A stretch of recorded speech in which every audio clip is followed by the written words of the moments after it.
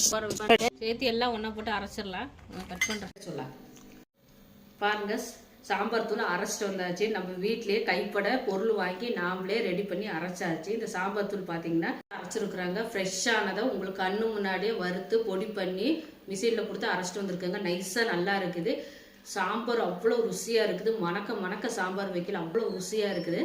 Cut பண்ண அது இது ரேட் என்ன பார்த்தீங்கன்னா 1/4 கிலோ 45 ரூபா வருதுங்க.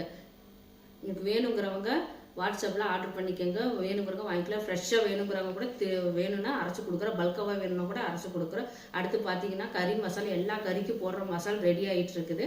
அது வேணும்னாலும் வாங்கிக்கலாம். எல்லாம் கம்மியான ரேட்டுக்கு தாங்க தரோம். வேணால் ஆர்டர் பண்ணி வாங்கிக்கோங்க. வாட்ஸ்அப்பில் ஆர்டர் பண்ணுங்கள். அடுத்து பார்த்தீங்கன்னா இது நார்மலாக எல்லாருமே அரைக்கிற சாம்பார் தூள் தாங்க. இது ரேட்டு பார்த்தீங்கன்னா 45 ரூபாய்க்கு கொடுக்குறாங்க. இது நல்லா ஃப்ரெஷ்ஷாக இருக்குது. உங்கள் கண்ணு முன்னாடி வறுத்து அரைச்சிருக்கோம். வேணுங்கிறவங்க ஆர்டர் பண்ணி வாங்கிக்கோங்க. அடுத்து பார்த்தீங்கன்னா ஸ்பெஷலாக தயாரிக்கிற சாம்பார் தூள் தாங்க. அது ரெடி ஆகிட்டு இருக்கு. அது இன்னும் இதை விட இன்னும் டேஸ்ட் ரொம்ப நல்லாயிருக்கும். இதுவும் நல்லாயிருக்கும்.